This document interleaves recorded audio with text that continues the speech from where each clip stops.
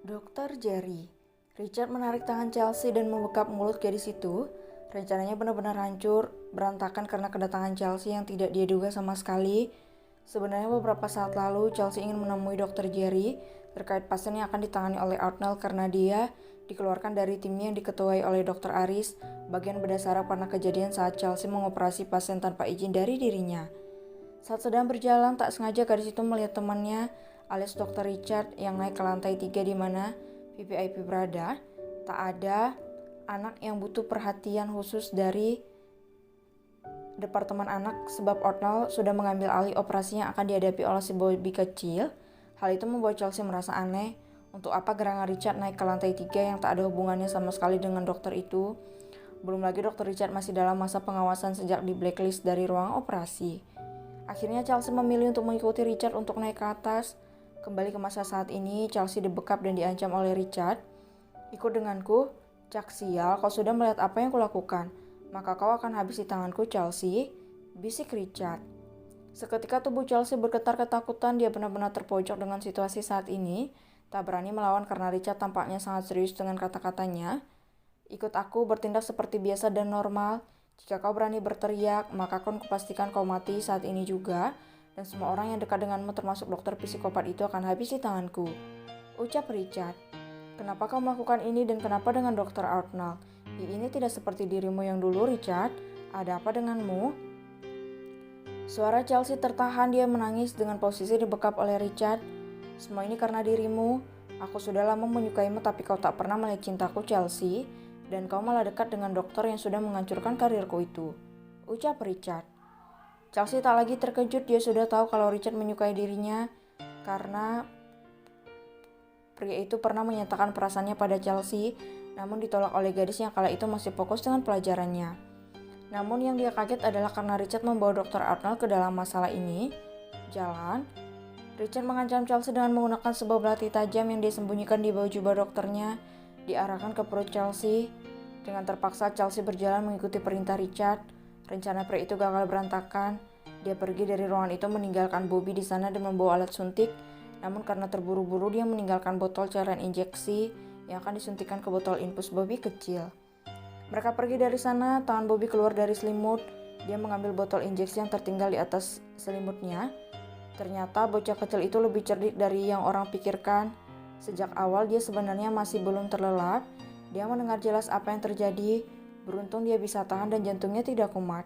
Bocah kecil itu bertahan di sana untuk mendengar semua yang terjadi. Dia melihat bagaimana Richard mengancam Dr. Chelsea, berusaha untuk tidak membuat keributan dan berpura-pura tidur. Dia menyembunyikan botol itu dan kembali menutup mata sampai orang yang ditunggu tiba. Dokter baik, kumohon cepat datang. Hiks, dokter jahat itu mengancam rekan kalian. Bobby menangis pelan, dia takut namun berusaha untuk tetap kuat. Sementara itu Richard membawa Chelsea keluar dari dalam ruangan Bobby. Dia merangkul bahu Chelsea dan mencengkram bahu gadis itu dengan kuat. Sementara tangannya yang lain mengancam Chelsea dengan menggunakan pisau belati yang disembunyikan di balik jubah dokternya dan ditodongkan ke perut Chelsea. Berjalan dengan normal, bisik Richard dengan nada tajam dan penuh penekanan. Sejak kapan Richard jadi seperti ini? Kenapa dia jadi berbeda? Batin Chelsea. Tadi sangka-sangka ternyata temannya itu mengalami perubahan yang begitu cepat menjadi orang yang benar berbeda dari sebelumnya. Mereka berdua berjalan dengan normal saat berpapasan dengan dokter lain. Richard dengan sengaja melemparkan candaan seolah-olah dia sedang bermain dengan Chelsea. Orang-orang di rumah itu tahu kalau mereka cukup dekat, jadi tak ada satupun yang menaruh curiga pada Richard karena aktingnya sangat natural. Hei Chelsea, bukannya tadi kita akan membahas tentang anak itu? Dari mana saja kau? Panggil dokter Jerry yang berpapasan dengan mereka. Ingin rasanya Chelsea berteriak minta tolong, namun tusukan pisau di perutnya sudah begitu terasa, bahkan terasa nyeri menandakan kalau pisau itu berhasil melukai kulitnya. Aku akan membicarakannya nanti. Kami ada urusan sebentar, ucap Chelsea dengan tergagap-gagap. Ada apa denganmu? Kenapa kau seperti itu? Tanya Jerry yang sedikit curiga, setaunya Chelsea tidak seperti itu. Pria itu mendekat namun langsung saja Richard menghalanginya.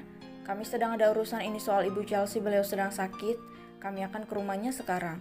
Ucap Richard yang tanpa bertele-tele langsung menarik paksa Chelsea menuju parkir. Jerry menggaruk kepalanya, kata-kata Richard barusan terkesan ambigu.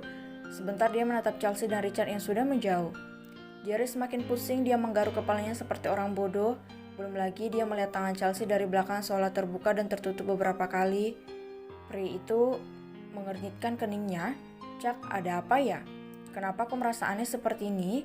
gumam Jerry. Karena tak mendapatkan jawabannya, dia pergi dari sana dan melanjutkan pekerjaannya. Jerry melangkah. "Ibu Chelsea." "Ibu, bukannya Chelsea tidak akur dengan ibunya. Lagi pula mereka tinggal di bagian selatan kota ini, dan itu cukup jauh," gumam Jerry. "Aneh? Tunggu, apa jangan-jangan tanda itu Chelsea?" Jerry terbelalak saat paham dengan tanda SOS yang Chelsea tunjukkan melalui tangannya.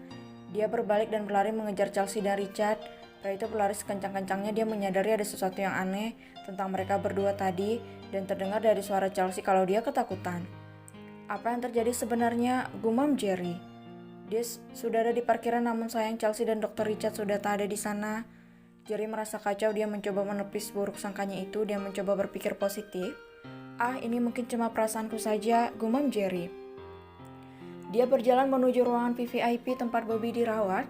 Sepanjang perjalanan dia masih memikirkan apa yang terjadi tadi. Dia benar-benar heran dengan sikap Chelsea dan juga gelagat Richard. Tak lama kemudian dia tiba di ruangan Bobby. Dia masuk perlahan dan menatap bocah kecil yang masih berpura-pura tertidur itu. Bobby mencengkram erat spray ranjangnya. Dia menjadi takut setiap kali ada yang masuk tanpa berbicara. Berpikir kalau itu adalah dokter jahat tadi. "Halo Bobby, kau akan baik-baik saja? Dokter Neil akan membantumu sehat," ucap Jerry seraya memperbaiki selimut Bobby. Saat mendengar suara Jerry, Bobby membuka mata dan berharap dia menemukan sosok Outnell di sana. Namun ternyata dia salah, Outnell tidak masuk hari ini. "Dokter Outnell di mana, Dok?" tanya bocah itu dengan mata berkaca-kaca. Dokter Neil tidak masuk. Ada apa? Kenapa kau tiba-tiba mencarinya padahal kalau kau baru bangun?" "Dokter, Hicks, kumohon panggil Dokter Neil sekarang," ucap bocah itu dengan suara memohon. Dadanya sampai naik turun karena dia menangis. Jerry menjadi panik. "Ada apa? Kenapa tiba-tiba?" tanya Jerry. "Bobby mohon, Dok, panggil Dokter Outnell." "Wah, uhuk, kumohon," pekik anak itu.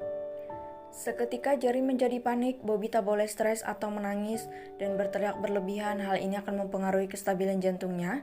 "Baiklah, baik. Tenang dulu, tarik napas, jangan menangis. Dokter akan hubungi Dokter Outnell. Jangan menangis lagi, tenang," ucap Jerry yang dengan cepat menghubungi nomor ponsel Outnell.